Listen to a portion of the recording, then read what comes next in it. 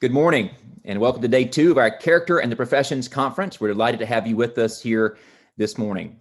Almost 2,300 people from 37 countries across 6 continents have registered for this conference, so we're very glad that you are among them. My name is Michael Lamb, and I'm Executive Director of the Program for Leadership and Character and Assistant Professor of Interdisciplinary Humanities here at Wake Forest. And on behalf of our Program for Leadership and Character and the Oxford Character Project, I'm pleased to welcome you to our session this morning on character and religious leadership. We will hear a keynote address from Dean Jonathan Lee Walton from Wake Forest, followed by a panel of distinguished leaders and scholars from various traditions, sharing their own perspectives on character in religious life. We hope you'll stick around for our panel, which begins at 10:15 a.m. Eastern Time.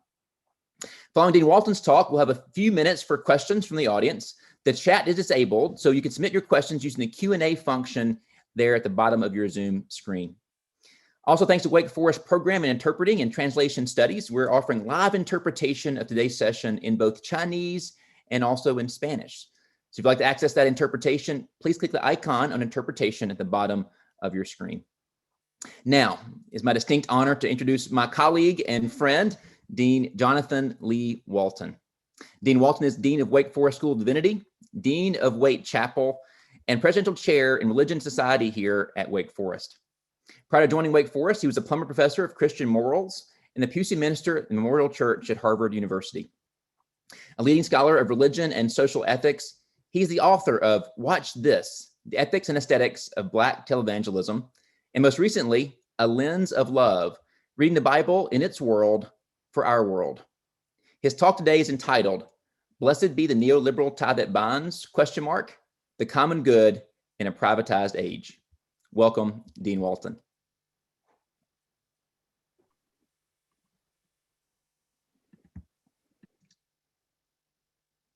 Thank you, Michael. Let me begin with just profound words of appreciation to the Center for Leadership and Character at Wake Forest University. Thank you for providing this very necessary platform to discuss such a timely topic. I'm also just so impressed and inspired by your leadership, Michael Lamb, as well as the leadership of Kenneth Townsend, Molly Cosby, and the entire staff of the Program in Leadership and Character. As stated, my lecture title this morning is entitled, Blessed Be the Neoliberal Tie That Binds. I'm going to share my screen now.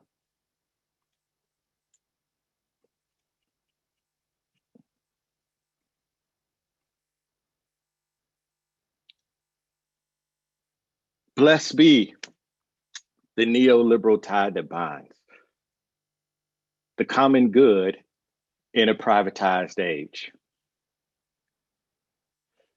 My friends, a few years ago, I received one of the most significant honors of my professional career. My alma mater, Morehouse College, awarded me the Benjamin Elijah Mays Leadership Award in Religion. Named for former Morehouse president, Baptist minister, scholar of religion, and the man historian Randall Jelks refers to as the schoolmaster of the civil rights movement. Benjamin Elijah Mays, this award, it held special significance. For me, few others in American history typify moral and ethical leadership like Benjamin Elijah Mays. Mays held multiple worlds in dialectic tension. Paideia and phronesis, intellectual cultivation and practical wisdom, erudition and empathy. He leveraged lofty ideals and sophisticated theoretical constructs to empower everyday people crushed by the quotidian weight of structural inequality. And the transcendent with the eminent. Though he had extraordinary spiritual gravitas, he consistently challenged those who sought to be so heavenly minded that they were no earthly good. This is why generations of students, funded by numerous foundation scholarships that Benjamin Mays helped to establish, They continue his legacy of service in all fields of human endeavor. In fact, if it had not been for the influence of Benjamin Mays on the life of a student who enrolled at Morehouse in 1944 to become a lawyer, the world may have never known the Reverend Martin Luther King Jr. Arguably, no other minister or educator had made a more profound impact on King than Benjamin Elijah Mays. Thus, the reason why that weekend was such a memorable and meaningful occasion for me. Couple this with the fact that my fellow honorees included R&B superstar Usher, my wife's not-so-secret crush, along with filmmaker Tyler Perry and Warner Brother Music CEO John Platt. It was also a humbling celebration. For this was one occasion where I was 100% positive that nobody gathered, including my own family, was interested in me. Yet after multiple events over a couple of days, a young man approached me. He introduced himself as a senior religion major at Morehouse. He was on the slight side physically, maybe 5'4", 5'5", possibly 120 pounds, fully dressed. He was kind and curious, though he was also quite demure, even diffident in his demeanor and his disposition. He said to me, "Sir, I'm impressed by all that you've accomplished. I was wondering if you might offer me some advice. Can you tell me what I can do to expand my brand? Can you tell me what I can do to expand my brand?" I immediately took offense. I asked him, I said, "You want to go to seminary, right?" He said, "Yes." "You want a career in ministry?" He said, "Yes." "You feel God's call on your life?" "Yes, sir," he replied. "Well, I need you to remember this," I told him. "The kingdom of God is not a brand." And for good measure, I added a line that Dr. Mays often offered aspiring ministers at Morehouse. "Preachers ought to be more concerned with their service to humanity than the wheelbase of their luxury cars." And with that, I picked up my award. I strutted off in my little tight tuxedo with what I now believe was undoubtedly all of the smug self-righteousness that I could muster.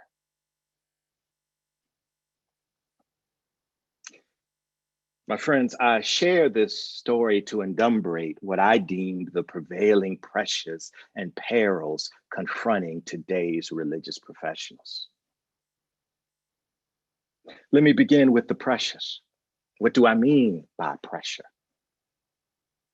By pressure, I'm referring to the social, cultural, and economic forces that form and shape our moral dispositions and direct our ethical compasses. We're all moral agents. Yet each of us make choices under conditions not of our own choosing. And such pressures and social forces are realities that all of us must acknowledge. For example, the other evening while moderating a small group called The Conversations, to kick off this conference, in fact, one question caused the group to come alive. It wasn't the question, what ought integrity and character look like?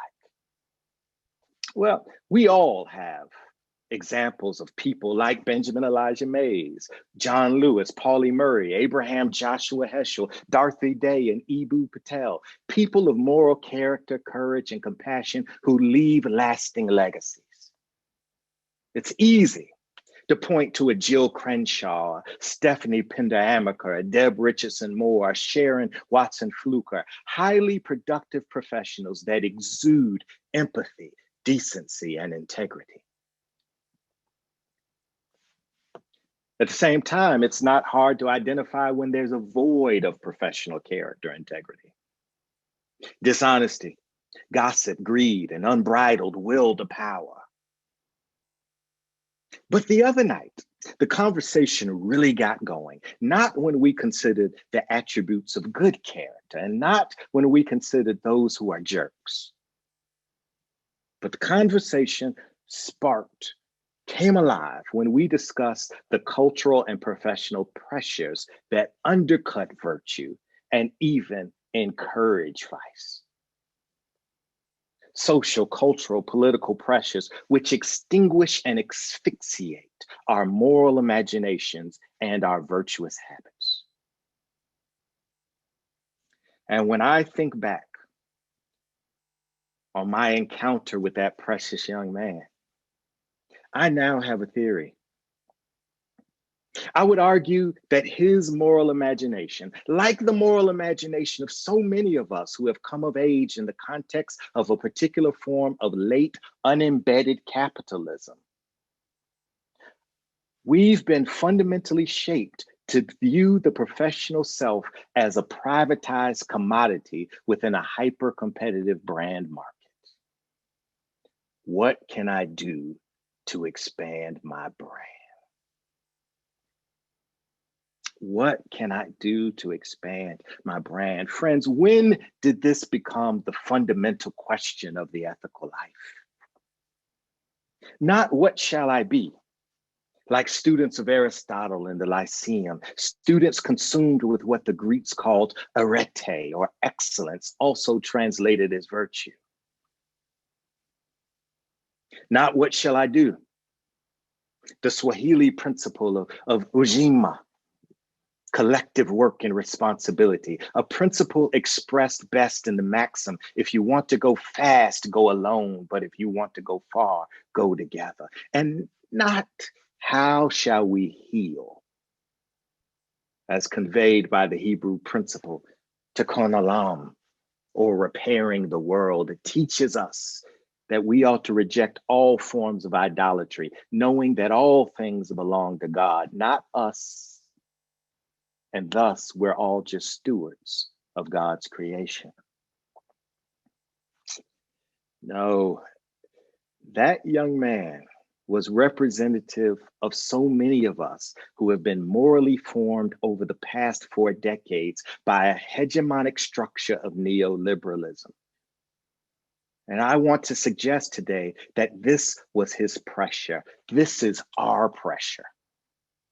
Neoliberal economic, political, and cultural logics constitute the not so invisible force that binds us together and can morally and socially tear us apart. Well, let me concede by saying that I understand that the term neoliberalism has become an academic slur of sorts. It can land on so many people like the word heresy or heretic. It's a convenient catch-all denunciation of whatever and whomever one does not agree with at any given point. Much of this has to do with the theoretical slippage that often lies beneath its use. Neoliberalism becomes an imprecise synonym for economic inequality, globalization, corporatism, plutocracy, and any other feature of a particular type of governmentality that may capture certain symptoms while failing to convey a substantive definition. Some have even said that neoliberalism escapes definition altogether. But if something is everything, then it's nothing at all. So define we must. For my purposes today, by neoliberalism, I am referring to a theory of political and economic practices, cultural practices, that assumes that states best promote human well-being by promoting individual entrepreneurial freedoms within an institutional framework that emphasizes free markets, free trade, and private property. And where there are no markets, government should incentivize and create markets. Historian Daniel Stedman Jones offers an instructive genealogy of neoliberalism in his incredible book, Masters of the Universe. He defines the development into three distinct phases. The first phase, beginning in interwar Europe between 1920 and 1950, with Austrian economists and German ordo-liberals, a school of thought that strongly emphasized market competition and promoting international trade to maximize competition. This earliest phase included a wide array of thinkers. They range from Austrian classical liberal economist Friedrich Hayek and Hungarian British polymath Karl Polanyi. While some lean toward a more laissez-faire approach of classical liberalism, others believe that a state should play a more interventionist role in capitalist economies, lest freedom become a wild horse with no destination. But where they all agreed was their strident opposition to socialism. And they also believed at this particular juncture that the consolidation and concentration of economic power precipitates fascism, particularly as witnessed in Germany. Well, it was in 1938 at a conference in Paris that participants adopted the term neoliberal. Here, they conceived of neoliberalism as a synthesis emerging from the dialectic of state-planned economies and the laissez-faire nature of classical liberal economics.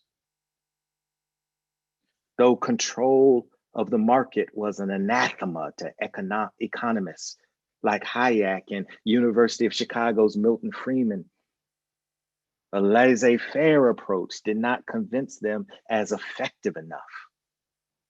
Markets needed strong protection. They needed even promotion. So rather than regulating the market, these earliest thinkers envisioned governments taking an active role to liberate, guarantee, and protect, and in some cases, even incentivize. And so beginning in the 1950s with what Jones describes as the second phase, neoliberalism proved a gadfly to New Deal liberalism and Keynesian approaches to economic policy in the United States and in Britain. And over the next 3 decades, neoliberalism developed into a coherent set of practical ideas and people in business, finance, economists, and preachers all contributed to this turn.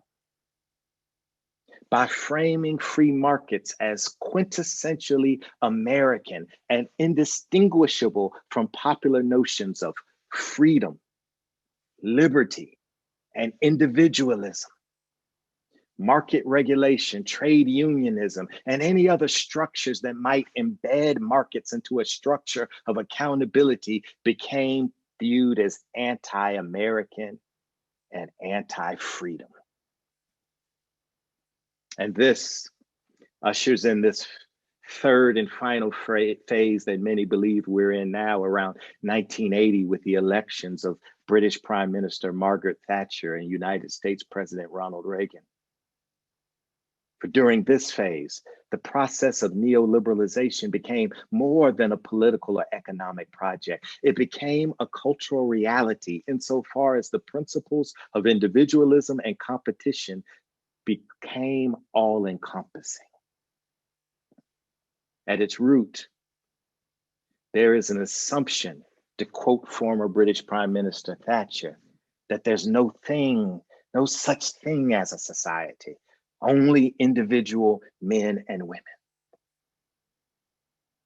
And so, as an ideology, neoliberalism is based on a conception of human freedom and individual liberty that views humans as self-interested, rational actors in a competitive marketplace. Homo economicus, that's who we are. A fundamental belief that free markets facilitate human flourishing.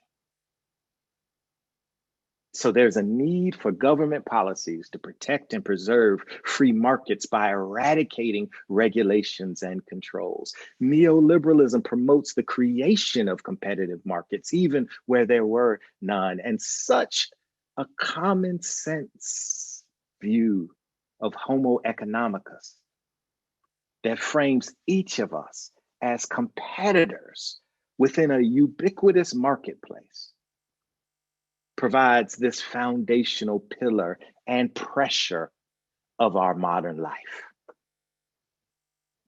Because insofar as a notion of competition replaces exchange within a capitalist economy, the assumption of inequality can also and has replaced equality. And this may explain why more than a few theorists have described this most recent form of capitalism as a winner-takes-all economy, bolstered by a winner-takes-all politics that has shaped a winner-take-all society. It's the ruling ideology or pressure of our age, which all of us must contend. It constitutes the cultural habitus in which leadership values are extolled and character habits are formed. Thus, there should be little surprise that institutional brands have supplanted institutional value. Well, conservative political theorist Yuval Levin, he makes this argument in his latest book, A Time to Build. Levin laments the decline of institutions, which he refers to as durable forms of our common life. They're the frameworks or structures of what we do together. Levin contends, and I agree with him, that institutions play a valuable formative role. They offer us structures of accountability and they orient us toward causes more significant than the self. It's our institutions that engender collective effort. They enable the completion of a collective task. In turn, institutions habituate character dispositions that help vaccinate us from the vices of unbridled individualism, avarice, egoism, and cultural cutthroat ambition. With this brother, I agree. But what I find fascinating and convicting is how he, like so many of us, fail to consider the cultural pressures that contribute to the problem. His diagnosis of the symptom or symptoms are spot on. Whether the halls of Congress, elite academic institutions, or religious bodies, institutions merely provide platforms to enhance our brand value in a competitive marketplace of humanity. And in his words, institutions are no longer formative spaces. They're just performative spaces. Platforms for us to increase our brands. But why should we ignore the cultural and economic forces that facilitated such an ethical turn to the self?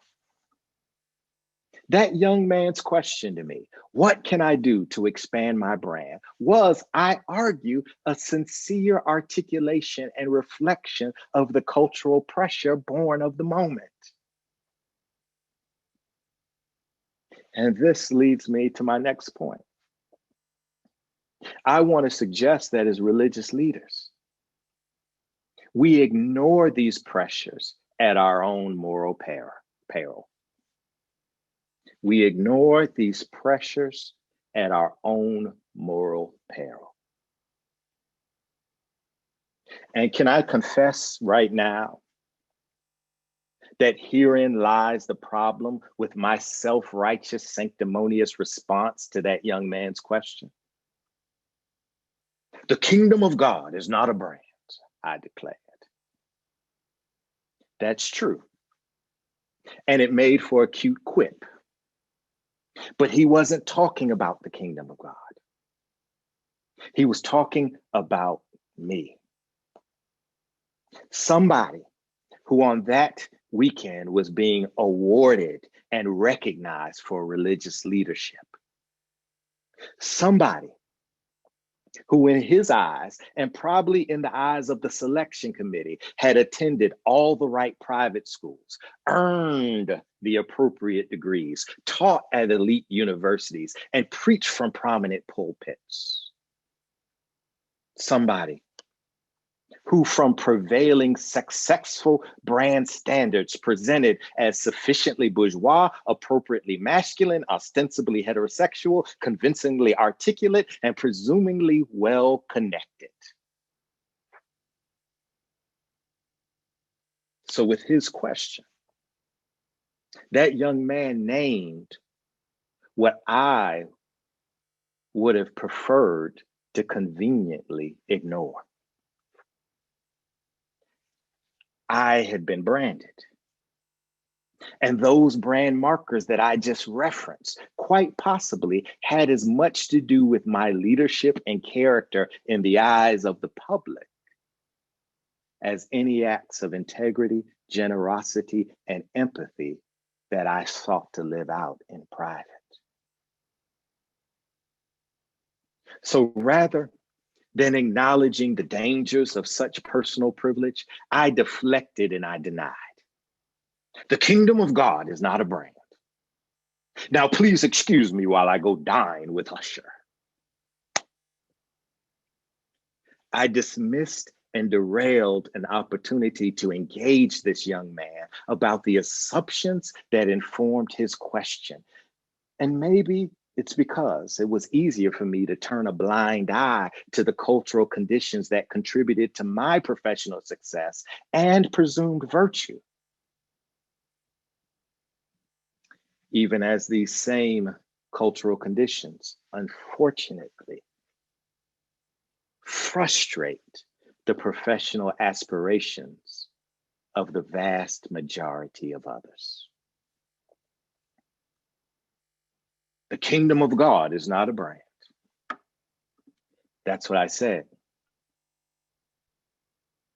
But who is to say that most religious professionals are not animated by service, that they're not intellectually curious, that they're not nobly empathetic, and that they're not sacrificially committed to a life of dutiful service to God and humanity?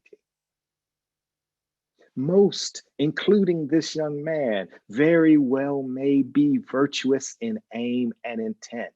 But what does that mean when a prevailing culture of religious disaffiliation and non-civic participation, born of our interior turn to the self, has gutted traditional forms of professional opportunities for talented and sincere religious professionals? No wonder this young man is asking the question of me, how do I expand my brand? And if we fail to consider, like I did that night, the cultural impact on the moral lives of religious professionals, then we fail to do so at all of our own peril. Because an emerging generation wants more from us than platitudes. They are working, they are serving, they are ministering, and often it seems like it's all for naught.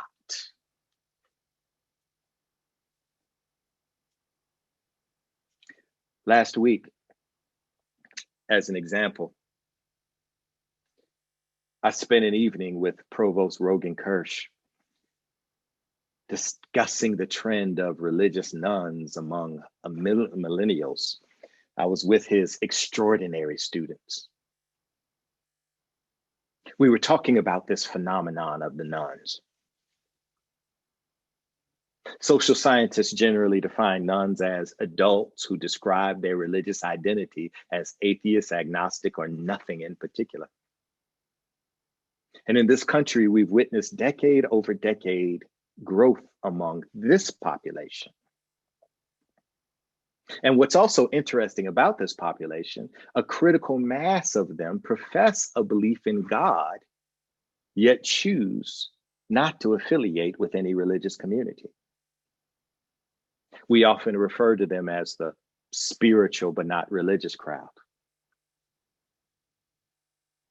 Unfortunately, we also know that non-religious affiliation reflects a more significant trend identified in the final quarter of the previous century. The downward trend of face-to-face community interactions. A trend born of decreased significance of social institutions. Institutions that bring people together, like Levin argues. Religious congregations, they proved one of the few bastions of community engagement. And as Robert Putnam says, bonding social capital. Yet when people neglect religious association, we also see in the data that they negate civic participation. And today, this morning, I want to ask, can we ignore the correlation between disaffiliation, particularly under the guise of spiritual but not religious, and not see the correlation with the privatization of religion born of neoliberal hegemony? Spiritual connotes the interiorization of religious faith that undercuts group solidarity and social commitments. This private spirituality aligns well with the multi-billion-dollar self-improvement industry, even as it fractures social bonds born of religious service and civic participation. And this places today's religious professional in a paradox. Decreased religious attendance translates into decreased wages, fewer employment opportunities, and diminished resources, while also contributing to higher rates of loneliness, depression, and deaths of despair among the communities that religious professionals are called to serve. So this is a clear example of one area where the markets are incorrect. The market would say that there's not a need for robust religious professionals with pastoral care sensibilities because of disaffiliation and the dearth or decline of religious institutions. But the dearth and decline of religious institutions is actually contributing to the social misery that demands and necessitates the work of religious professionals and pastoral care counselors. This is the paradox that our students at the Divinity School, this is the paradox that religious professionals are facing. Born of the logics of a hyper-individualist, ultra-competitive culture that's become the source of so much suffering among millennials. And finally, my friends, the predicament of today's religious professionals underscores the folly of placing a market value on all features of human life. My response to that young man, though not very generous and not very self-aware, but at its best, my response to that young man was trying to impress that simple point, that there are some things that we cannot place market value on. I know the culture is trying to get us to adhere to the logics that seem to just make common sense Know your market value, and then do what you need to do to enhance your competitive edge and increase your market worth. But just because a particular ideology has come to connote common sense does not mean that it reflects good sense. We know that free market fundamentalism and privatization under the euphemism of freedom,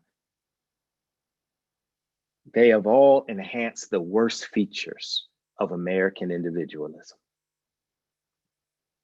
Now, I know when we talk about individualism, as the French theorist Alexis de Tocqueville pointed out in his classic text on democracy, a focus on individual aspiration has defined American culture since its beginning.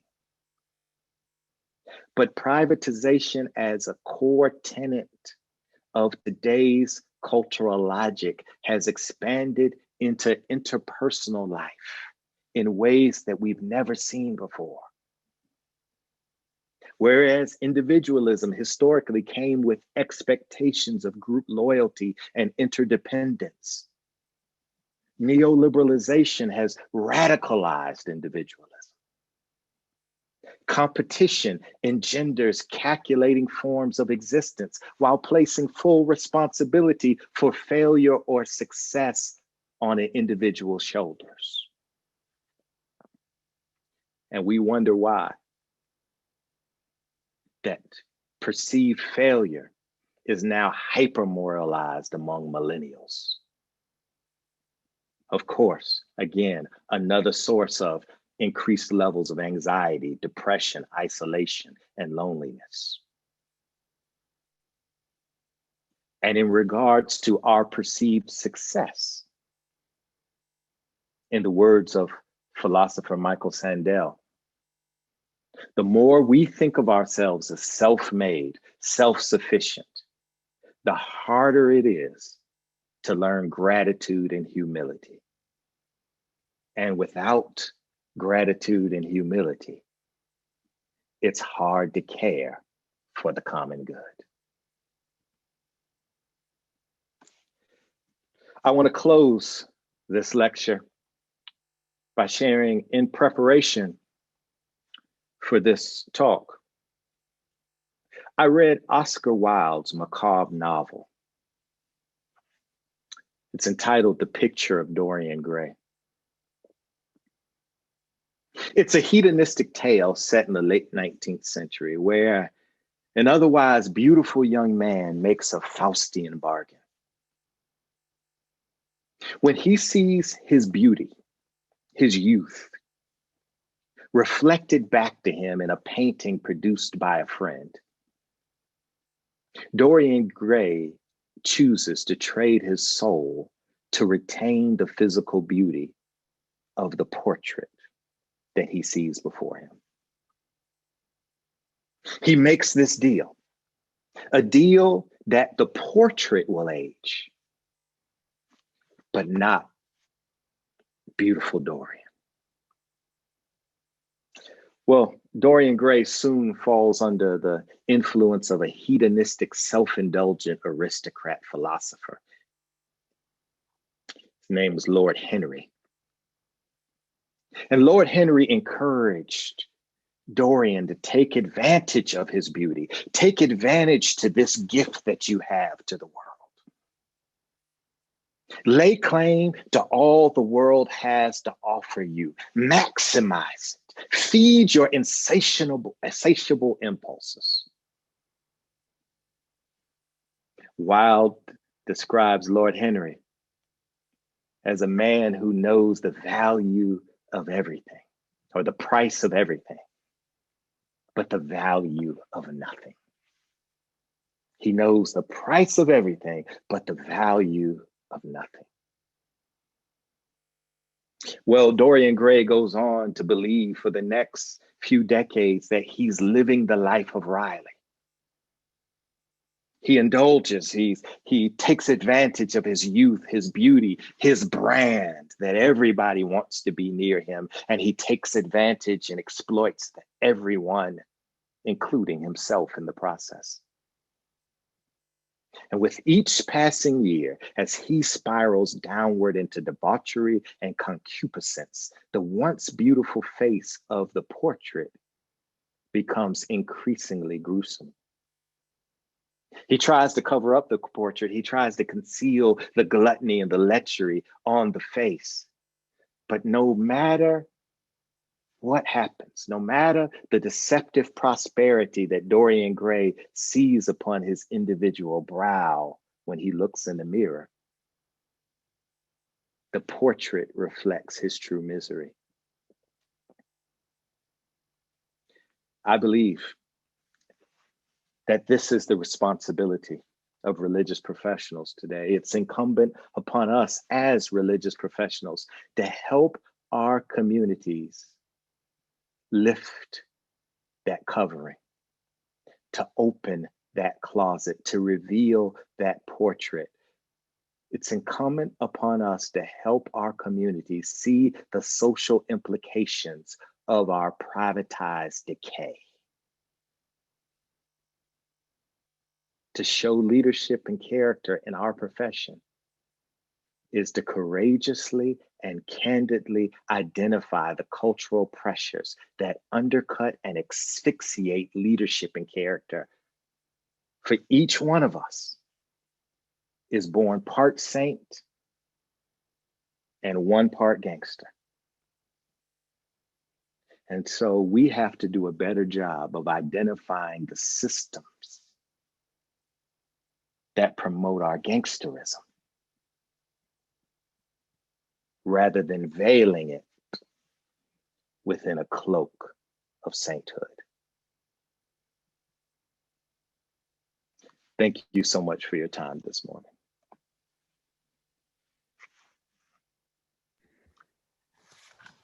Thank you, Dean Walton, for a really terrific talk. I think you've offered a powerful vision, prophetic vision of what our common good should be and how we can begin to work to seek it in the ways that actually look at ourselves and our society with clear eyes and hopefully some compassion. So thank you very much for that vision, Dean Walton. We do have time for questions from the audience. Some of you already submitted questions using the Q&A function. If you want to submit a question, use the Q&A function there on Zoom, and we'll field those for Dean Walton directly.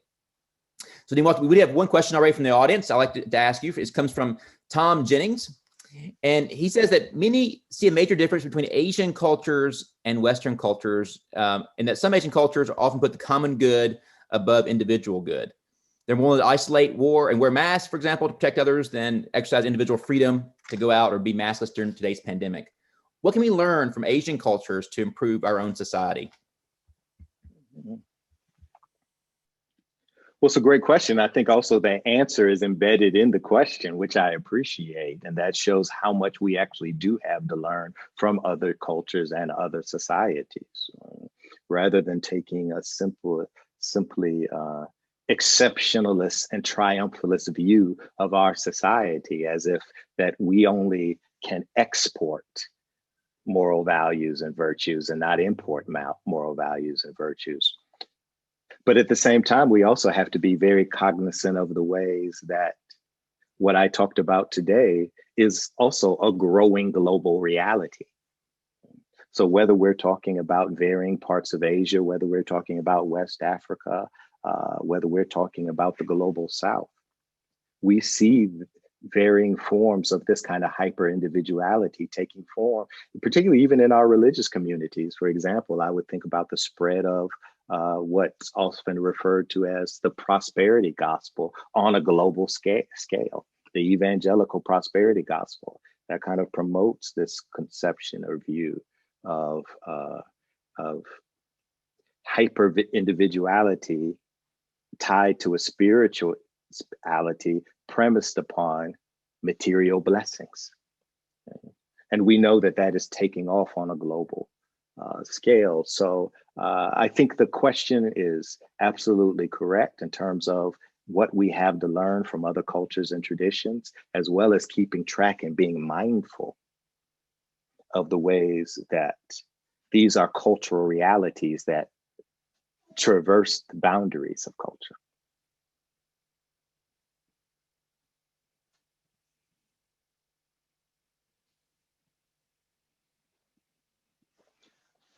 think you're still muted, Brother Michael. I see you talking to me. And Thank you, Jonathan. You get the question out here. So the next one comes from Melissa Jenkins, who asks, especially giving a reference to Oscar Wilde, who was imprisoned for homosexual acts. Some people are moving away from some segments of some churches because they feel that the church has rejected them rather than the other way around. So what can we do about that, if anything, to respond to pressures you identify? Mm-hmm. And that absolutely is one of the trends that people have identified with the growing religious disaffiliation. People have put their finger on that it's a kind of exclusionary culture where so many religious traditions have seemed to cast their anchors in harbors of exclusion and intolerance, based upon regressive views of gender, of sexuality, of race and ethnicity. And that has pushed many young people away. Not to mention that many of the studies that Pew and others have done, that they have seen that what some have perceived as an establishment of religion, insofar as certain religious groups have aligned with particular political parties, not just in this country, but other countries, that has become a source of disdain that have caused many millennials to look at communities of faith with great contempt. And so that is something that we have to address, that we have to understand that if we're fundamentally grounded in theologies of love, then love builds out, right? That love builds out, that love makes room, that love makes space, rather than gathering our theological wagons around toxic theologies that privilege particular groups of people based upon accidents of birth. Well, in light of that, Dean Walton, I have a question from Caroline Thompson about love and compassion. She asks, looking at leaders of religions, how might religious leaders cultivate compassion within themselves, both physically and spiritually, so we may go forward and extend that compassion to others?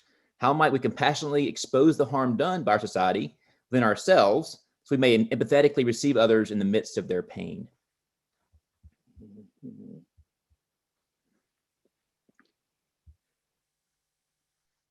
That's another, I mean, these questions are so incredible. There's these moments that I listen to these questions, right, and I'm being informed by them. I'm appreciative of them because I'm being informed by them, and they're so spot on. I would say that one of the things that I would want to suggest that many have is that even in this kind of hyper-competitive world that we're always thinking about expanding our brand, that a certain urgency of now and tyranny of busyness is actually turning us away from a spiritual life. And when I have a critique of the spiritual but not religious category, that is not to say that I am not suggesting that there shouldn't be spiritual cultivation. To the contrary, to develop the sorts of moral dispositions and habits that we talked about, we have to be able to spend time with the self.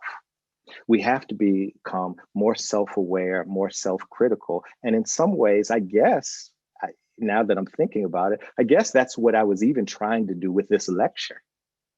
Taking some time to reflect on my knee-jerk reaction to that young man and my inability to critique in that moment, and thus, therefore, not be able to empathize with him. But as you know, Brother Michael, all of these things come through a process of habituation. It's a matter of how we are able to practice, right? And so what my mother used to tell me in terms of fake it until you make it, right? Well, that's not just a dismissive, quip. No, there's something really morally virtuous and valuable about that, because that is how we engender the sorts of demeanors and dispositions that make us more compassionate, make us more loving, make us more kind. How do we become that? By being more compassionate, by being more loving, by being more kind, faking it sometimes until we actually make it. Excellent. Well, one way we do that, at least in communities of faith, is through ritual and worship practices there. So one question from Christopher Leonard is this: how do you think about the rise of individualism and how has it affected the exercise of worship itself? Over time, it seems that the church services, even hymns and worship songs themselves, have become more and more about the individual attending than about the divine being we worship in church. What's the best way to counter this? Sometimes we have to name the trends. We have to name the trends. I mean, even the ways that our language has changed within worship, and even the spaces in which we worship. Narthex, sanctuary, chancel, right, have been replaced and supplanted by lobby, auditorium, stage. Stage signifying levels of performativity. And if it's performativity and performance, that undercuts ritual corporate participation. And so we go to see a show rather than actually participate in religious ritual and corporate worship. And it's not just about even the lobby, auditorium, and the stage. Even add to that. Think about many of our churches now, congregations, particularly in the evangelical world. You see screens up on multiple sides. Right? And so collective singing has been replaced by viewing screens. And so it's a form of televangelism incarnate within the space, where we're in a worship space together, yet consuming individually alone, as if we were in the comforts of our own home. And so the very structures of worship could actually facilitate rituals that render us alone together. Thanks, Dean Walton. A question from David Householder about how the extremes of neoliberalism might lead to pretty dangerous results. But he asked, is there not a point where some of the truths of neoliberalism actually do promote measurable and perhaps unparalleled levels of human flourishing and the emergence of the middle class, especially in the global South? How would you respond to that, the question of whether or not that actually could be a helpful way to sort of address issues of poverty and disease?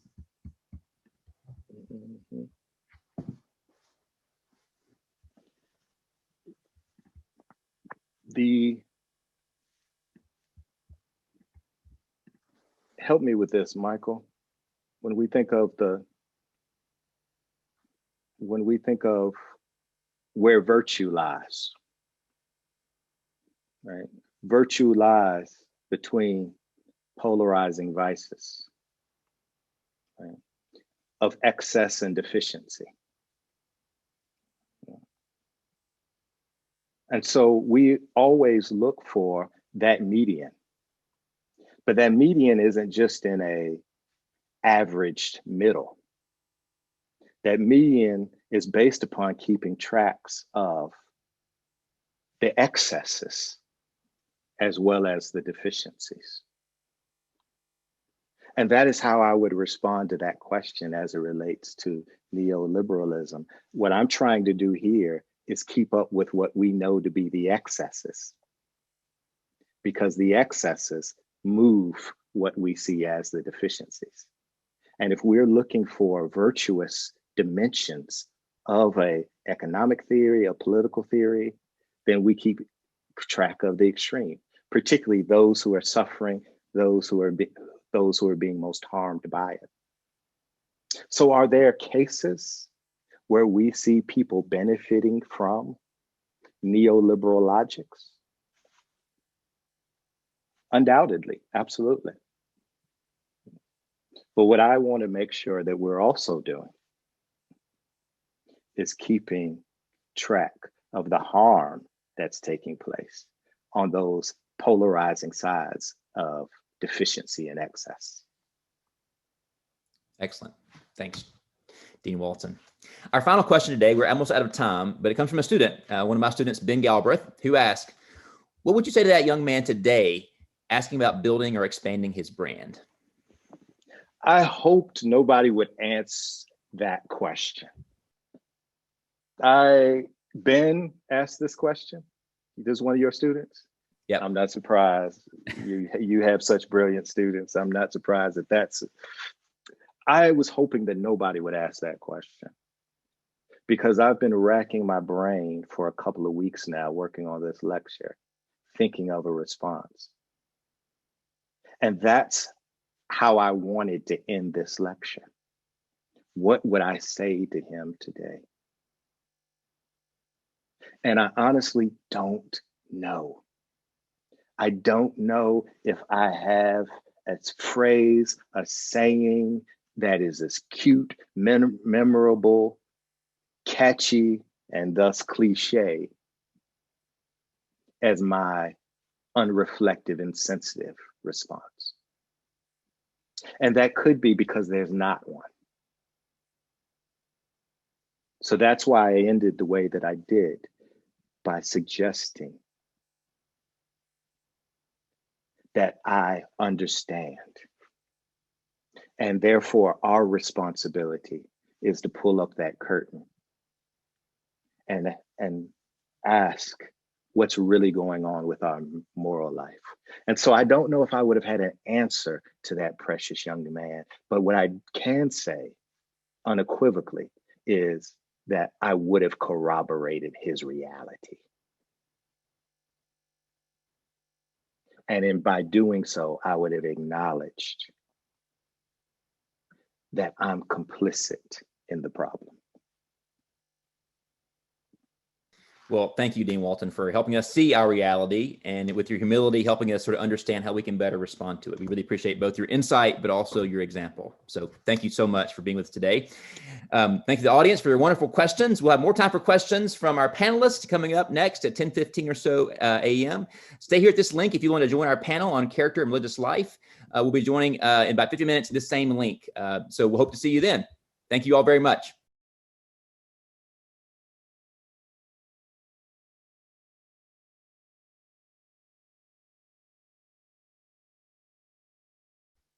Hello, everyone, and welcome to our panel on character and religious leadership. My name is Michael Lamb, and I direct a program for leadership and character here at Wake Forest. It's my pleasure this morning to introduce the moderator for today's panel, Dr. Jill Crainshaw. Dr. Crainshaw is Vice Dean for Faculty Development and Academic Initiatives and Blackburn Professor of Worship and Liturgical Theology at Wake Forest School of Divinity. She's also our University Ombudsman, an award-winning teacher and renowned scholar of wisdom and liturgy. She's the author of 5 books, including most recently a book of poetry called Cedars in Snowy Places. Welcome, Dr. Crainshaw. Good morning. Welcome to everyone to this discussion of character and religious leadership. I am excited to be here to gain from the wisdom of our conversation partners. First, though, I want to thank Michael Lamb, Kenneth Townsend, and the whole character and the professions planning team for coordinating this important conference. I'm honored to stand on sacred ground today with amazing conversation partners to talk about matters vital to our communal and global well-being. So let me introduce these conversation partners for our time together with this panel discussion. First, Walter Earl Fluker is the Dean's Professor for Spirituality, Ethics, and Leadership at the Candler School of Theology at Emory University, and Professor Emeritus of Ethical Leadership. Deb Richardson Moore is an award-winning reporter and an alumna of Wake Forest University. She is the author of 4 fiction books and her memoir called The Weight of Mercy. Najiba Saeed is Associate Professor of Muslim and Interreligious Studies at Chicago Theological Seminary. She is currently Chief of Staff to Los Angeles City Council member Nithya Raman. Shmuley Yankowitz is a rabbi, author, and activist. He is the founder of multiple nonprofit activist organizations and has authored over 18 books, including most recently, The Book of Jonah, a social justice commentary, and The Soul of Activism, a spirituality for social change. I know you share my eagerness to hear our panelists' wisdom on the topic of character and religious leadership. Again, I am honored to be able to be here with each of you and all of you together. And I'd like to begin with a kind of general question that each of you can answer in your own way that will get us started. So again, welcome to our panelists. Welcome to those who are here for this discussion. And here is that first question. What does character mean to you, and why do you think character is important for religious leaders? So I'll just let you all jump in as you feel led, and hope each of you will make an effort to share your wisdom on this particular question. Okay, well, I guess I'll start then, since you introduced me first. Hi, so nice to be here. And Jill, thanks for heading this up for us. I guess to me, character is the very foundation of who we are in religious leadership. And I feel like so often a minister's role is so all-encompassing. It's almost impossible to be good at everything. To be a really dynamic preacher, an engaging teacher, a good administrator, a good pastoral caregiver. And yet, I think if we do not have that foundation of a deep, deep, deep integrity, there is going to be rot from within. And so any of those skills that we may have or not have are eventually going to founder and fall if there is not that absolute commitment to integrity and living out our faith. And so to me, it's just foundational. Thank you, Deb. If I might. Yes. If I might speak to character, I'm still resonating with Professor Walton's powerful presentation. I like to think of character as a narrative quest for the unity of consciousness. It is foundational. I agree with Deborah. It is also a quest. It is a dynamic, ongoing process where I think particularly leaders and religious leaders especially are always in the process of remembering, retelling, and reliving their own stories within the context of larger social historical narratives. So character for me is not simply something that I have or some mechanical part or dimension of myself that I can fix. I'm always in the process of becoming, practicing over and over again, the narrative of which I'm a part. And so in that respect, leaders, religious leaders, are always inquiring about ways in which they've been formed by certain traditions, often more than one, but also ways in which they are reframing those traditions or retelling those traditions in order to relive those traditions in public space. Thank you for that wonderful insight. I can't help but harken back to the conversation or the question that was asked about ritual formation, because I hear in what you're saying that it's a constant repeating and a rhythm of becoming. And so we form people through our actions and through this becoming into the narratives that we are and that we aspire to be. I really appreciate that wisdom.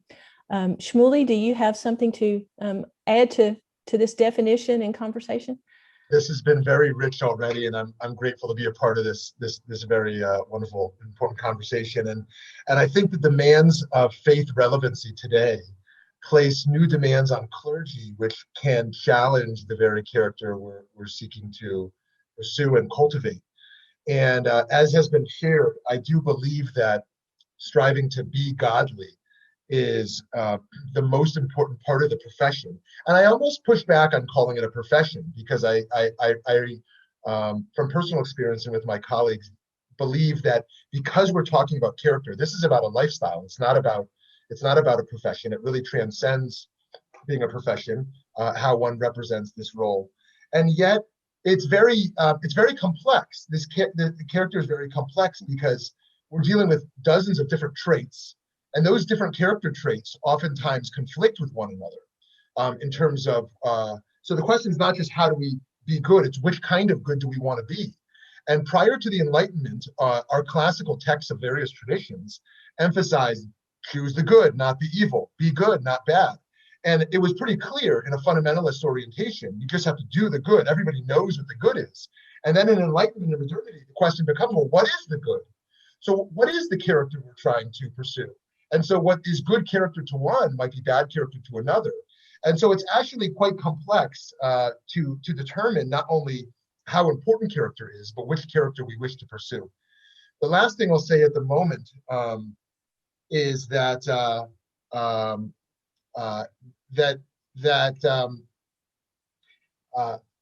this challenge that we see here is about shifting from the consciousness of speech and action towards the realm of being. And we often judge people by what they say and what they do, and that makes sense. And yet we're moving from a to-do list to a to-be list, right? And that's a pretty radical shift in spiritual consciousness of what do we wish to emanate in the world in addition to our actions and speech. Thank you so much, Shmuley. Najiba, do you want to add here? I think we can really draw on the work of Robert Bellah, a sociologist of religion, who talks about the importance of a collective in the spiritual formation, whether in the public square or the private square, and warned us about a time when, I think as we heard in the keynote this morning, warned us of a time when we might have such a level of sort of individuated or self-appropriated form of religion that it becomes, as he called it, a Sheilaism, down to one person named Sheila as an example. And so I would add that, particularly considering what's happened in the last week, the role of women in the collective of a family I'm an immigrant myself, coming from an Asian American family, that very often, as Saba Mahmood in her research on women's educational spaces in Egypt said that very often ethicists do not recognize spaces, as she calls them, of ethical cultivation, because these were spaces where women were teaching other women, and the spiritual formation for a collective is not often, if we use the word clergy or vocation or profession, we leave out many who are responsible for the deep formation and the ethical cultivation. So Saba's work helps us, she's passed away, Saba Mahmood's work helps us think about where are the spaces in communities where collectives are established and there's a socialization process. I'll just give you an example of my own mother. Every night before we would go to bed, she would say, what have your hands done to serve someone else? What have your feet done? What has your heart done? So we would literally go through our body parts and talk about what we had done for others. And it seems like a simple, prosaic kind of conversation, but in what she was doing was socializing us and forming us. And I'll end that I think there's often right now a language, sort of a language, of a morbid language around the death of spaces of cultivation. And I think one of my papers for a book edited by one of my mentors, Glenn Stassen, looked at how Muslim women are using, at that time, 10 years ago, Facebook for spiritual formation. And again, women creating social capital and religious capital through social media, and how women's movements across and liberation movements and revolutions across the Middle East, women were supporting one another through social media. So there are even collectives, I think very often when religious scholars, when we look at collectives, to understand that in social media, collectives are being formed. And because of COVID, many of our religious institutions are now online. And that is seen as the death, but I would say it's also the rebirth and the reformation and the collapsing of certain systems that may not have given voice to others that were marginalized. Thank you for that. That's a wonderful word. As I hear each of you talk about your perspectives on character and religious leadership, I think about how we, in our, I'm in a theological school at the Divinity School, and many of us either are connected to or teach persons who are aspiring to be religious leaders in their communities. So how do we educate people in this world of character and religious leadership? What do we need to do to improve the way we do education for character? I know that I'm a Presbyterian clergy person, and I'm the person who teaches what we call our healthy boundaries required trainings to clergy. And I think that's only one very thin dimension of what ministerial ethics is all about. It really focuses primarily on sexual misconduct. So what do we do to broaden that and to tap into some of these wonderful definitions of character that you've shared here? How do we educate this in our seminary students?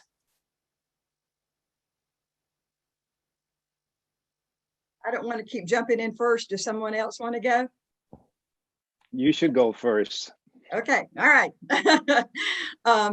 I so clearly remember my seminary days because they came very late in life. I was 46, I think, when I entered seminary. And so it was a different perspective than had I been 22, obviously. And I just remember the idea of arrogance and humility just resounding so powerfully. And I think arrogance has no place in seminary education and divinity school. And last night, the panel had a governor, and he was talking about he would never hire a narcissist again. And the moderator said, if you've got a screening for that, let us know. But I think that arrogance and that narcissism all comes together. And that is something that we want to guard against in our mentorship of these divinity students. And to place a positive spin on it, I think what we have to do is cultivate humility. Quite frankly, there are lots of places in scripture that I don't know what the heck they're talking about. And I think we need to admit that and not to try to come across as be all, know all, and just admit there are plenty of places where there is absolute clarity, and that's fine. But when there is not, that we don't need to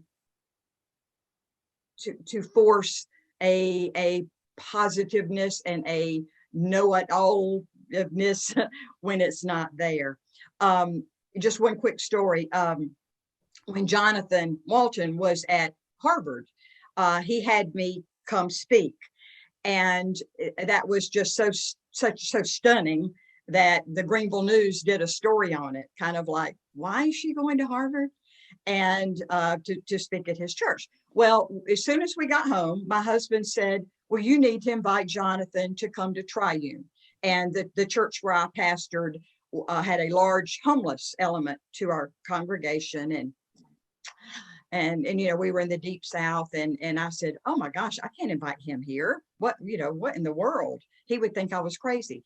And my husband just kept on, and he kept saying, I think Jonathan would enjoy that. And I said, there's nothing that he could gain from it. Well, finally, about 4 years later, I finally worked up my nerve and invited Jonathan. And of course, he said, yes, I will be glad to come. And he came and he spent the weekend with us. And he, as you know, he was just so just extraordinarily kind, spoke to Furman professors just like he spoke to our homeless men. And what he said to me when we had dinner was, what took you so long? Why did you wait so long to invite me? And to me, that is humility. For someone to come and to behave like that with nothing to gain And that's what I think we need to aim for. Deborah, you remind me of a statement by Howard Thurman. He says, humility cannot be humiliated. And it's no small wonder that pride is a cardinal sin in Christian traditions.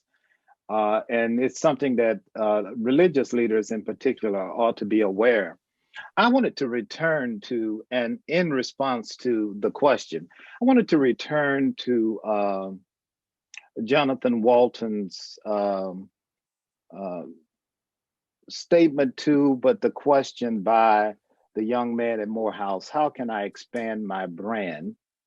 And I can understand why you would leave that open, but maybe a Socratic method that would return to the young man and ask him this question. Not what is your brand, but what is your name? What is your name? And what does that name mean? For me, in classes that I teach on ethical leadership, the first step in character is the question of identity. And this is important because we have very diverse traditions that show up in our classrooms. For instance, I taught at Boston University for many years. And in one class, I could have Christians, I could have Muslims, I could have Buddhists, I could have atheists. I have often had nuns, so to speak, as they were defined. And so the question becomes, what is your name, as a question of identity? And it wars against what Peter Bloom calls the ethical capitalist subject.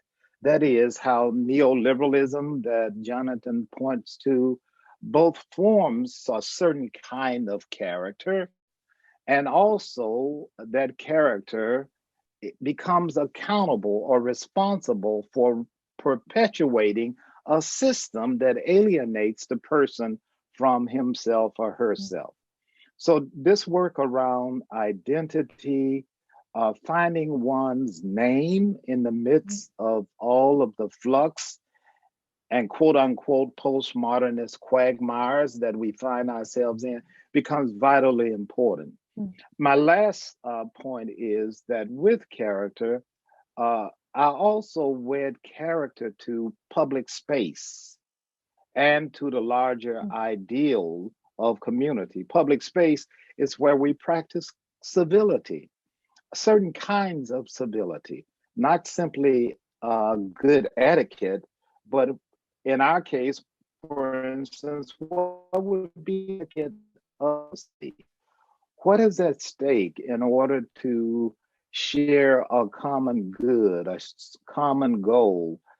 So that kind of civility becomes transformative civility, not dysfunctional civility, but a transformative civility that is wedded to character with a larger goal and emphasis on community, how we belong together, how do we live together with all of our differences, but also with perhaps some common goods. Great, I would be happy to go next. So I also wanted to have us think about when religion codifies and is code for who is human.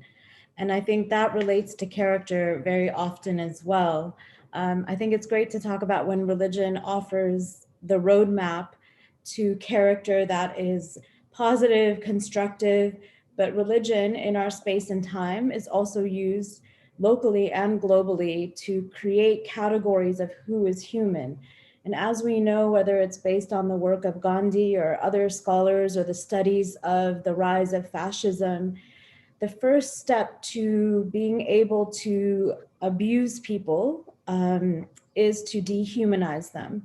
So I think about it in our moment right now, that when we think about public policy, how has religion been used, for instance, to codify the notion that those who live without a home or are without a house are somehow less than human, or even more so that they are creating a sin, or that poverty should be criminalized, or that poverty inherently is sinful. And I think that's a language that is utilized without religion attached, but often codified by our religious traditions, beliefs, and institutions. Secondly, I think about ableism in our moment right now, in the COVID moment, and those that are given priority for sustainable life-giving systems. Who is fully human? What lives are meant to be saved? What lives are disposable? These are the real questions of our time. And lastly, I think about the notion of citizenship as a shorthand to being fully human. What happened in Atlanta in the last week brings into the forefront that those who are economically vulnerable, those who have tenuous relationship with their capacity to be integrated into society, whether or not their citizenship or their national origin, whatever challenges they face, we live in a time where citizenship, where America first, is in fact a notion that those who don't carry the right papers, don't have the correct national origin, have not been in society long enough, come and do and work in professions that are extremely make them extremely vulnerable. Somehow they are also less than human. And I think part of our conversation around character is, how do we mischaracterize, dehumanize, and what is the role of religion in all of those conversations? And how do we deform, as we teach, those that come to us with all of those predilections that are deeply formed over time? As we know, from the age of 0 to 5, the World Health Organization tells us we are imprinted the most in our lifetime at the very earliest stage with antisocial or pro-social behaviors and beliefs. I feel like I could listen to these other three panelists all day. I feel bad taking up any space, but I'd rather listen to them. So I want to just briefly, firstly, before addressing the issue of the content of character and how to cultivate that, on the meta level, I think that the beginning for training for clergy and for ongoing training for clergy out in the field is self-awareness. And self-awareness involves process groups, to make sense of one's growing, evolving personality, growing and processing needs, the ability to express one's inner core to people who can be trusted. I'm a big proponent of therapy and the need to be a part of a healing process, a self-awareness process. And not only psychologically, but on the moral front, I think most faith traditions, one way or another, talk about that the vices we hate most in the world are the same vices we have to uproot in ourselves. And for us to see our own shadows. And so this self-awareness piece is to realize that we have our own shadows, and we have to own and work to uproot those very ills in society that we're combating within ourselves. And this is about the soul holding the self rather than the self holding the soul in many ways, that we actually are aware enough that we can see ourselves, we can hold ourselves, and be able to hold that and that be something malleable.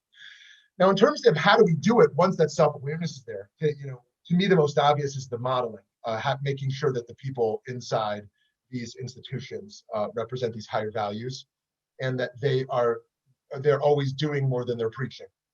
I know many great preachers who also do good things, but their actions are never running faster than the words. And the people who have influenced me mostly are people who, yes, they were good speakers, but really they were someone who they jumped when someone died, right, to go support them. They jumped when there was a need, and they really lived by humble action. To give another example, there was a rabbi who was a mentor to me who I once noticed him order almond milk instead of regular milk, and I didn't understand why. And he explained to me why he was vegan, and he thought that to be a clergy person means you're compassionate to all creatures. You can't eat an animal. You can't drink milk or eat eggs when there's torture involved. And if he had just preached this to me, I would have shut down and said, "Whoa, don't touch my food."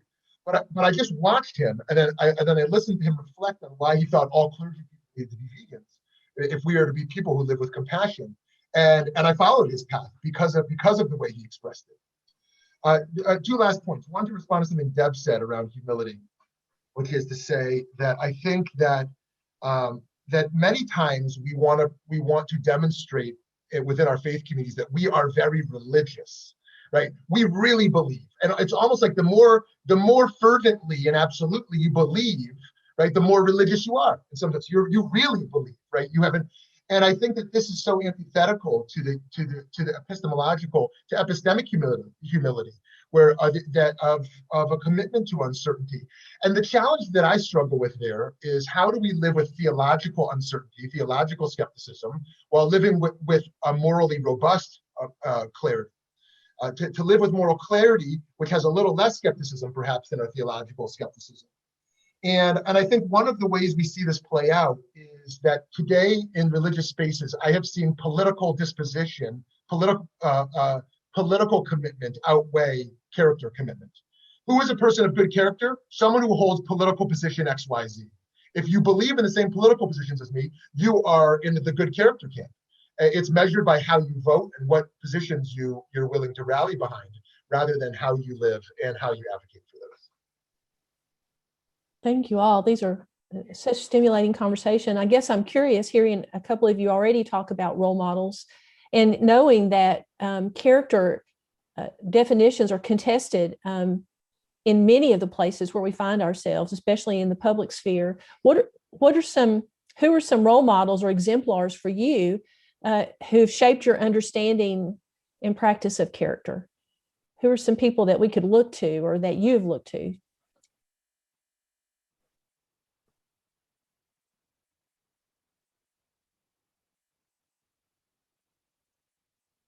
Okay, well, I'll start again. A couple of things here. One was my dad. I grew up in the Deep South, and our family had a lot of very conservative friends.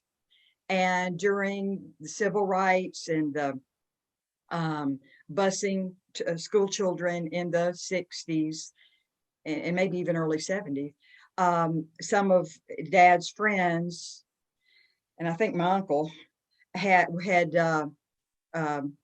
formed a motorcade to go to the state capitol to protest busting. And I was, I don't know, young teenager. And something I just said, Dad, I don't think that's right.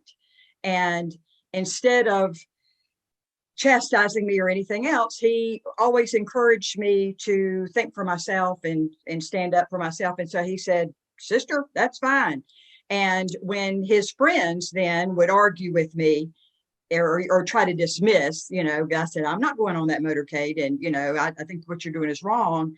Dad said, listen to her, and so that was one thing. The other thing was my best friend in probably from 5th grade up was a Jewish young girl at that time, and her family had come in from New York, and they were just represented a whole different social activism. And so I spent so much time in their home and drawing for that. And I would think the third thing was my Baptist Sunday school, because those were the days before conservatism took over so much of the Baptist convention. And we were very much taught girls can do anything. Girls can be, it wasn't ministers so much, but certainly missionaries, and that God can call you every bit as much as God can call a man. And just the teaching that, to me, that behavior is inextricably linked to Christian faith, and how we live is a direct outgrowth of what we believe. And so all of that sort of meshed together, I think, was my foundation for character. I like to think of my mama and my daddy always. They were Mississippi sharecroppers who escaped rage, when I write about it, of Crusoe's house. And they migrated north, and I grew up in Chicago, consequently. But I watched my mother and my father raise us. I'm the last of 10 children, but raise us. And I owe such such a debt to them because they were the first to demonstrate character. Your language of humility, they made humility into a verb. They lived it, and it was always there. And I was thinking about the rabbi's question about no, that was Najiba's question about religion and how religion can be such a destructive, binding force that disturbs anything close to God.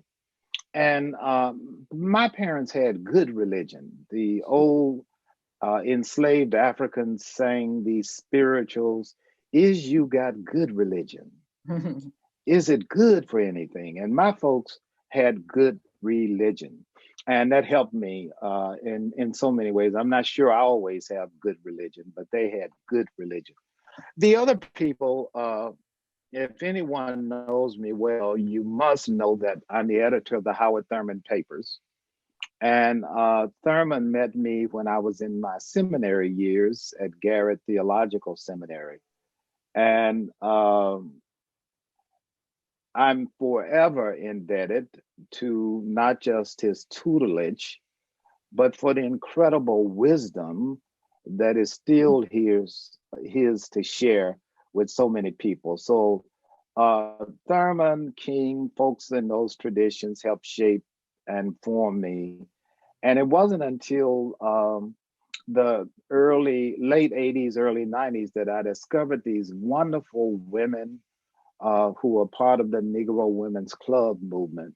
And I must tell you, nowadays, these are the ones I go to for refuge and for understanding. It's those Negro Women Club movement folks, Ida B. Wells, Nannie Helen Barrows, Mary McLeod Bethune, Anna Julia Cooper. If you haven't met them, I strongly recommend them to you.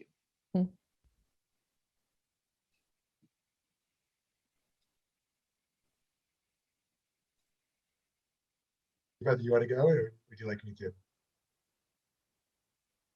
Okay, great. So first, the character trait that I actually love the most and think about the most is in Hebrew is called hitlamdut, which means to learn from everything and everyone. Every moment is a learning opportunity. And so there's a phrase in our Talmudic tradition that says, "Who is wise? One who learns from every person." And so the mentor that doesn't diminish mentorship, but it means that every person is an opportunity to learn something about virtue from. And those who I've been most impressed with, who have as my teachers, are people who lived with the motto "Be interested, not interesting." Rather than trying to be interesting and attract followers, they have tried to be interested in their students and those around them. It's really an ethic of alterity, really centering the other. And just to point to one person was Rabbi Cook, who was a rabbi in Jerusalem many decades ago. And there was a detractor of his who would pour garbage on his head. And one day he heard this detractor needed a special medical procedure. And he, Rabbi Cook, was the only one who had a relationship with this person, this doctor in London. And when he was approached whether he would write the letter, he immediately said, even though this was the detractor who poured garbage on his head, he said, immediately I'll write the letter, and he's going to need money for his travels, and he raised the money for his travels.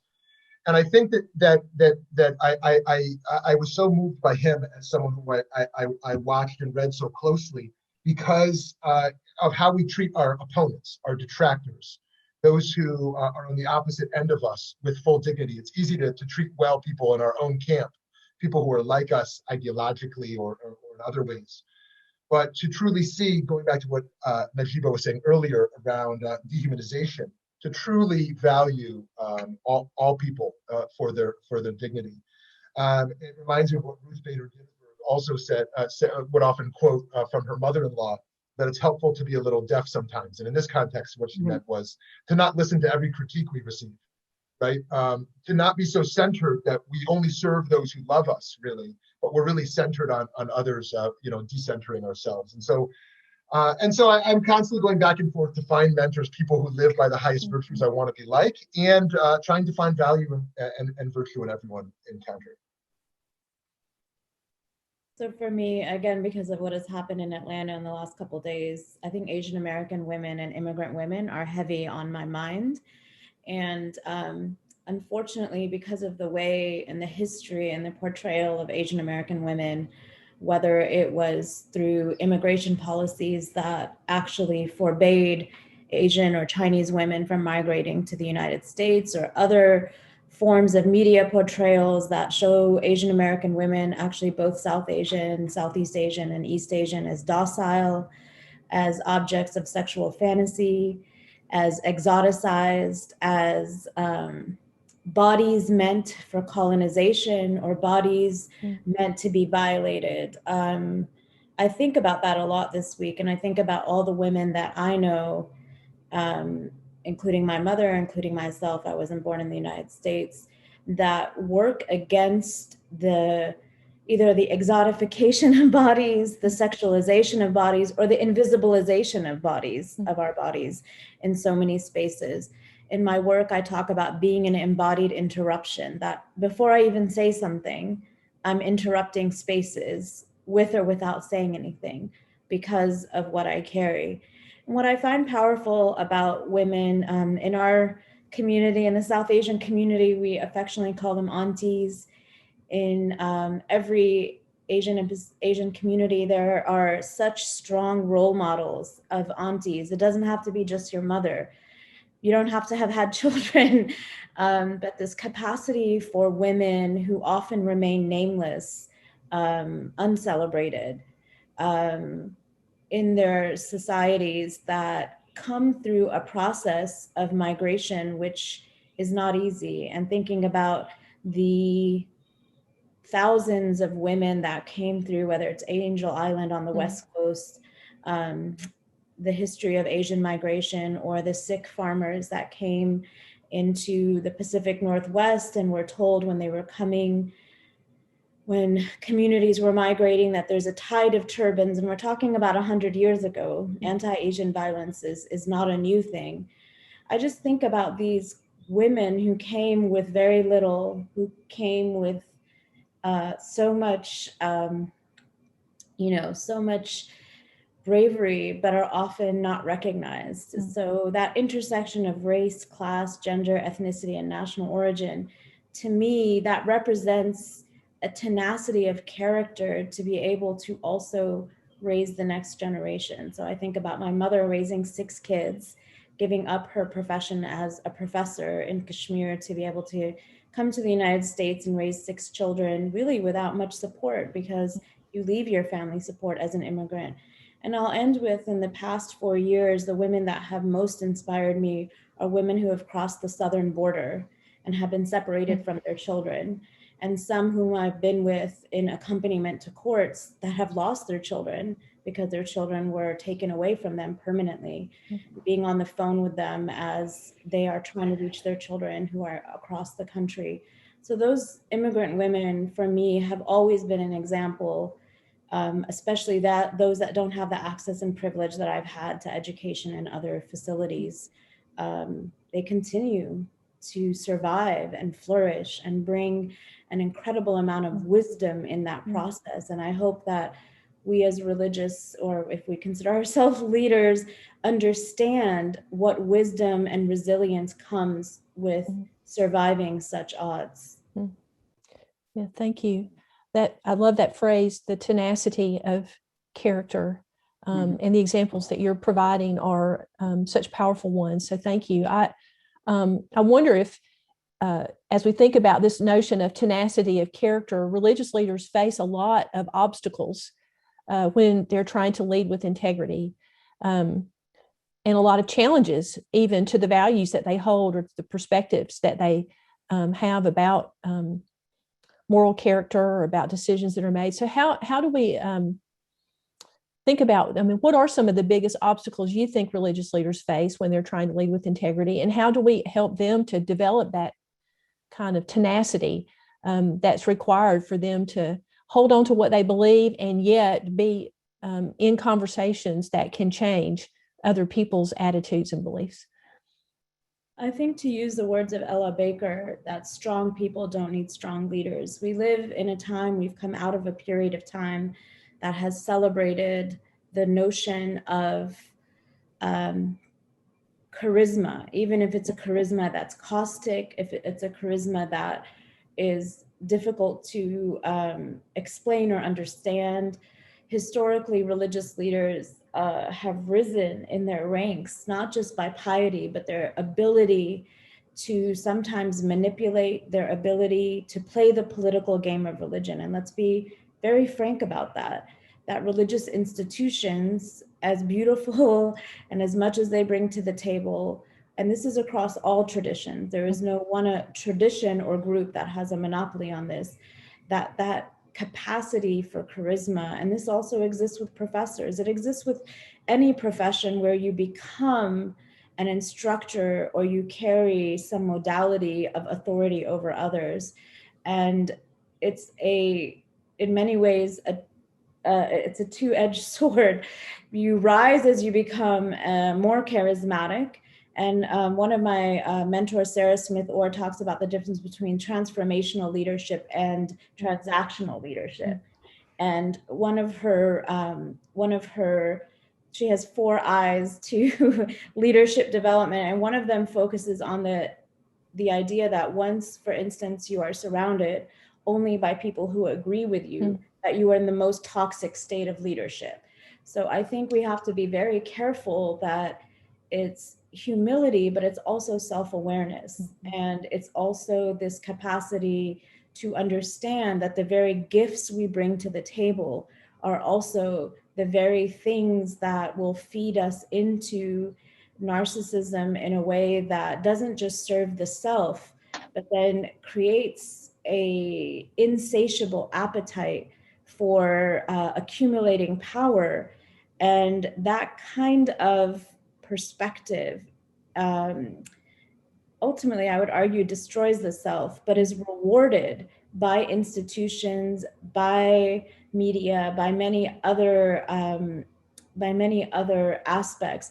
And this is really the fundamental story of all of the great prophets of every religious tradition, that in the beginning of most missions, it was standing with those. And I would add to that, whether it's Jesus, who in the Muslim tradition is Prophet Isa, whether it's Buddha or Prophet Muhammad in the Muslim tradition, it wasn't just giving lip service to standing with those at the margin. It was elevating. And I think of it often with the example of Jesus with standing with lepers. It meant to be an embodied, engaged form of solidarity. So that you are in that moment, whether it was during the United States AIDS crisis, whether it's dealing with the reality of COVID in this moment, are we physically in that space where people who are being pushed aside to the margin, are we following the example of those prophets to say, this is not only, there is a saying of Prophet Muhammad says that there is no veil between the prayer of the oppressed and God. And in my work, I don't think of that as that I am meant to have pity or even charity for those who are dealing with oppression, but that is actually the most holy and sacred place to be, because those are the people closest to God. And if they pray against me, they have instant access to God. So it's probably a self-protection for whatever one believes about what comes after this life. But I wanted to point that out, that it's an embodied solidarity. And I think about nuns that were ministering physically to those that were dealing with the HIV crisis in the United States. That is an incredibly sacred act. And I've really been thinking about that moment that we live in now, and what does it mean to be embodied in our solidarity, to stand physically close and with those that are at the border, that are seeking asylum. What does that mean to be with people? Does it mean just to talk about an issue, say it from the pulpit? What does it mean in our moment to show that kind of embodied solidarity, that embodied connection, and that elevation that happens when souls collect and unite with the reality that, as the Muslim tradition and scripture says, God gives dignity. Dignity is not rendered by humans to others. Every human soul is imbued with dignity. And so what does that mean to co-create spaces that are dignified and dignifying for each other? Might I follow up with Saeed? I did get that correct, didn't I?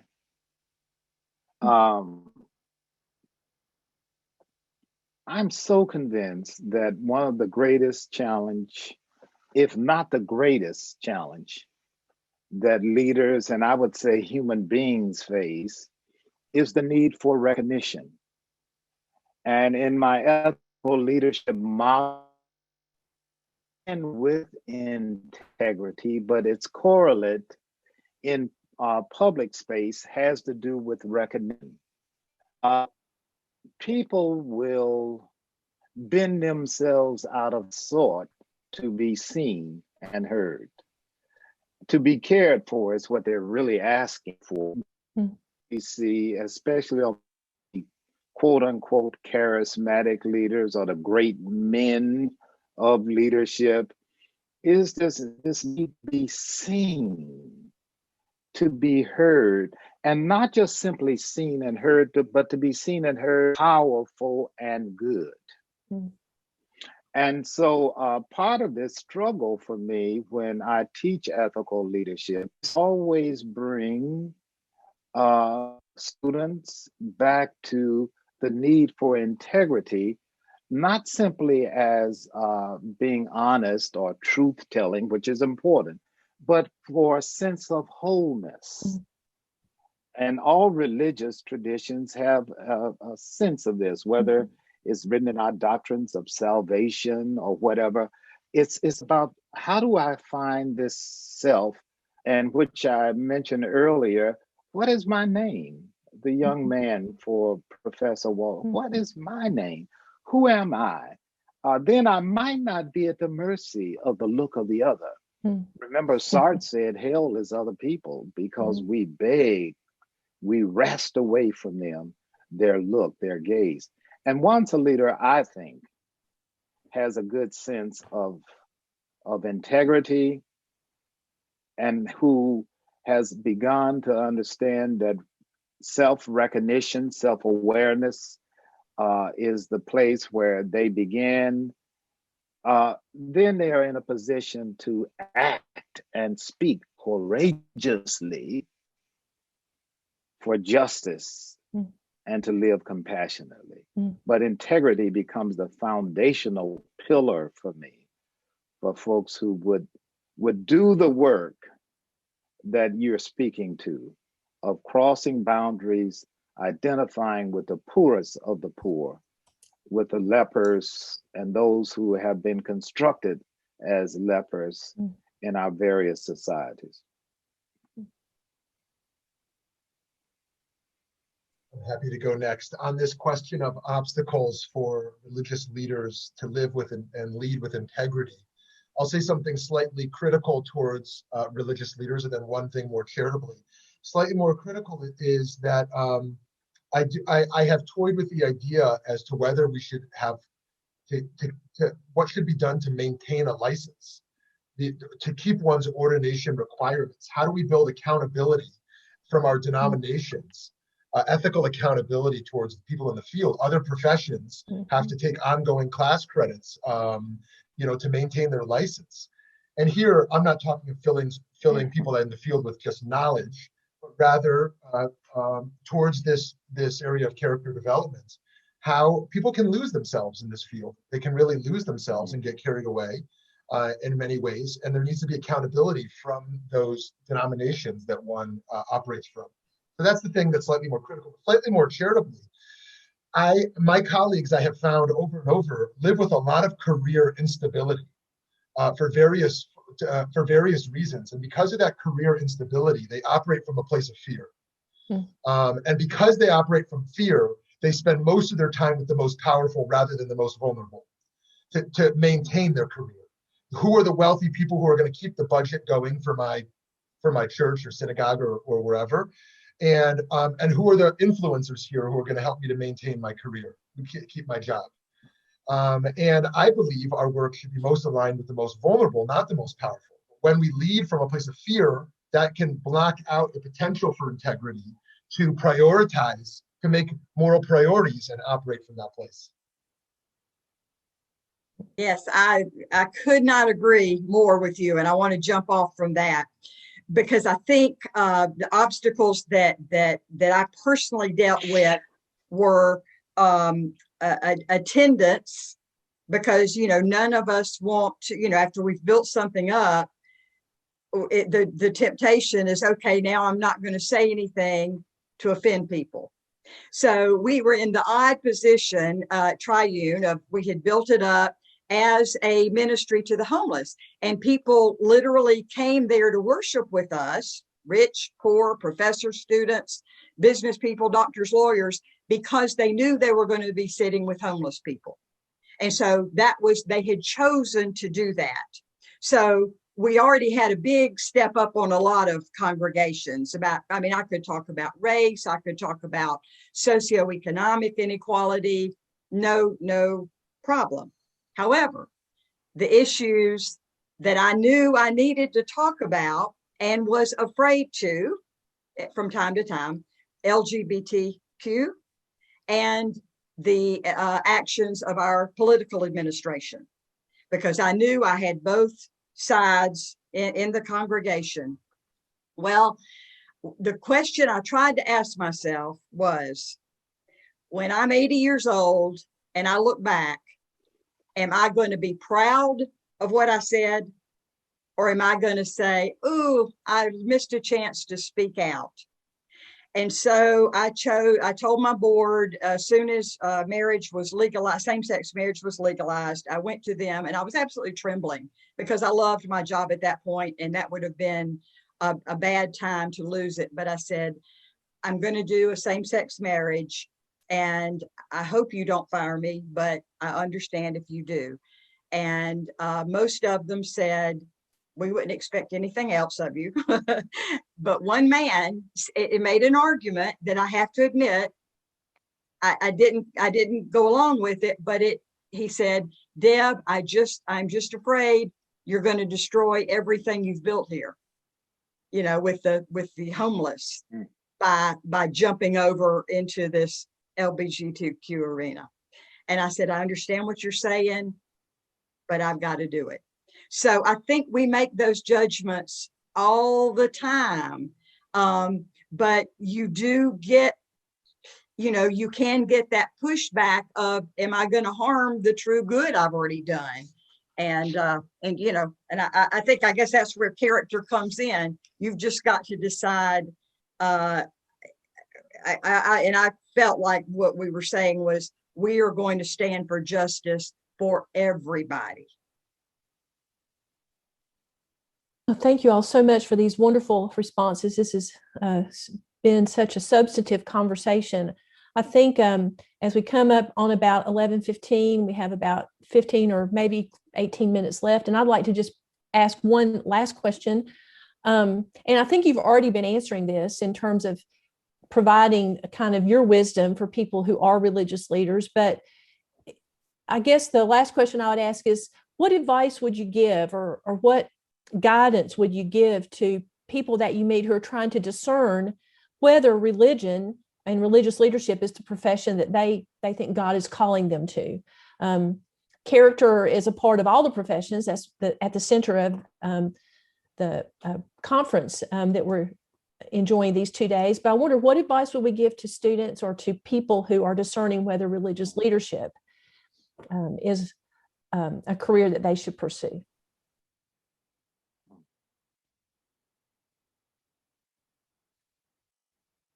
Perhaps another part of that question is, if you're a religious leader, how do you contribute to the moral formation of our society, or to the values that we're trying to cultivate in our societies? So I always tell people that religion is always on the table. Religion is everywhere. You just have to see it. And one thing that I would really encourage all of us is to think about our definition of religion, not just religious leaders. I'm often told by people that, for instance, folks don't see religious diversity. When I work with my graduate students, one of their first projects in the interreligious dialogue and leadership course is, before they would come to campus, was to map in their community other religious groups. And they would say, well, I don't see anyone. And what I would say is, you're not seeing religion. For instance, there's research on South Asian women and other communities where beauty shops are spaces of religious and spiritual gathering and formation.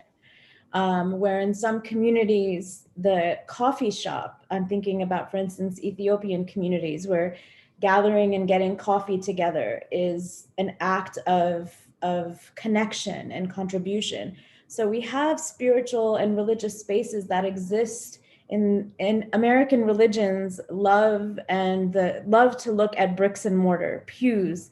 If you look at the history of religions that migrate to the US, over time, even architecturally, they begin to take on some of the practices and the nuances and the capacity to see religion as one framing, a bricks and mortar, pews, stage, podium. All of these things began to happen to American religions across the board, because for some reason, our framing of religion can transform.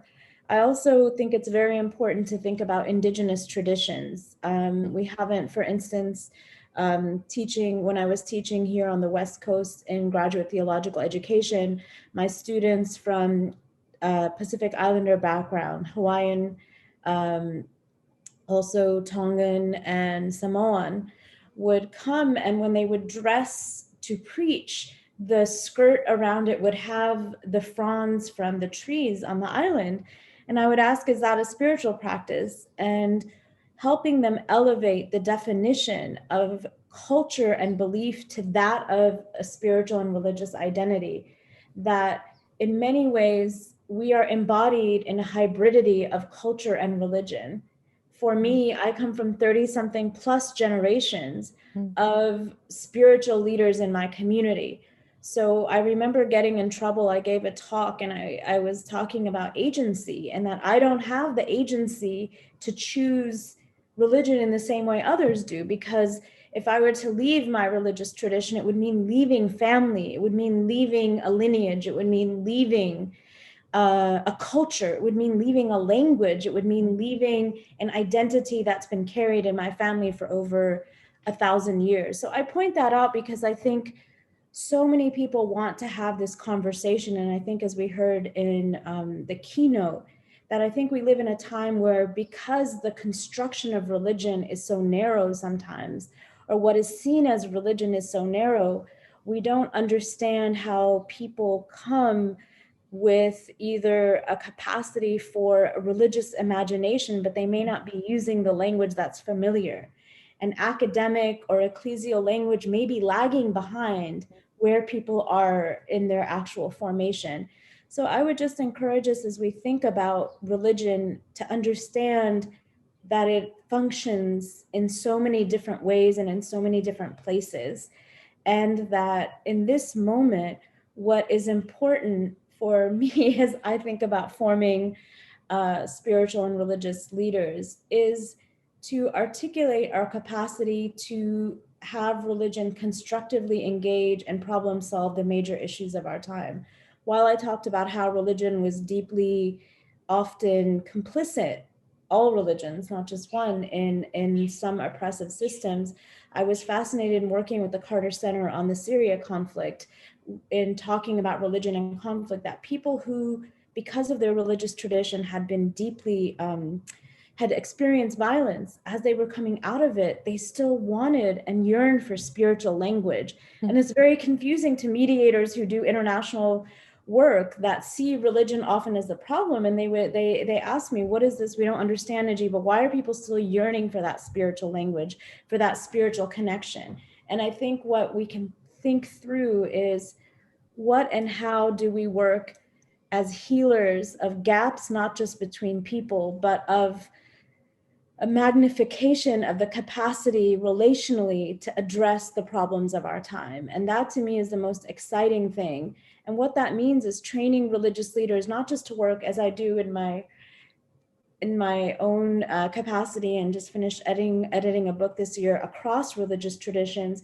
We need to be able to be ambassadors for the other in our own religious traditions. And I often tell people, it's not what you say about me when you're with me, it's what you say from your pulpit and in your Sunday school about other religious traditions that is in fact the most constructive or dangerous knowledge. And so I think what we say about others, whether it's religious communities or others, I think for me, religious education is a space where we have to begin to challenge age-old ideas that we have, frankly, very often been formed on. We have to move to what Patinsky talks about as allophilia, which is not the group dynamic from previous centuries where commonality was based on common enemy and common hate. What if we move to a space where identity is based on common good, but not a good, as he says in his work, that pushes a horizontal identity, but recognizes subgroups and understands that justice for all is what binds us together.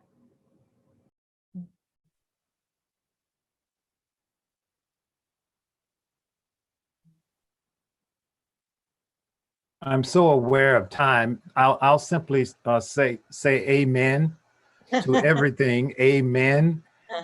And also, I think that for those who are seeking a life of religious devotion, however defined religious, one has to ask, what is calling you? Perhaps who is calling you? And what are they asking you to do? So if I'm being asked to expand my brand, I might want to interrogate that voice. And if it is the larger conversation that's going on right now in our political divides in this nation, I need to ask which side of that divide is calling me, and how do I interrogate both? Because I think ultimately we're involved in religious meaning making, and that there might very well be a new religious narrative in the making that is frightening to many who are holding on to dead things. But I think for a new generation of seekers, it will be looking forward to these new futures which have already come to us.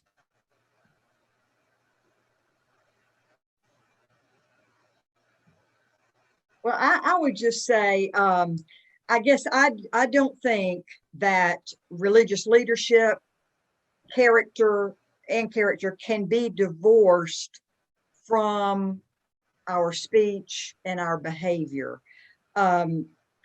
When I do weddings, I quote Jesus's statement about, in this way you will know they are my disciples, by their love for one another, that we cannot see inside people. All we know about love is how we see them speaking and behaving. And of course, I use that between the bride and groom, that I hope you will always speak and behave in ways that illustrate love. And just sort of that, I think that's the imperative if one wants to go into leadership.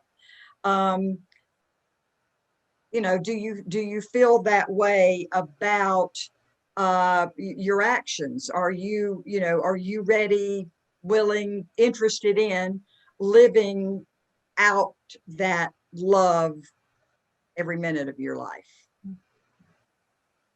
There are just three quick things here.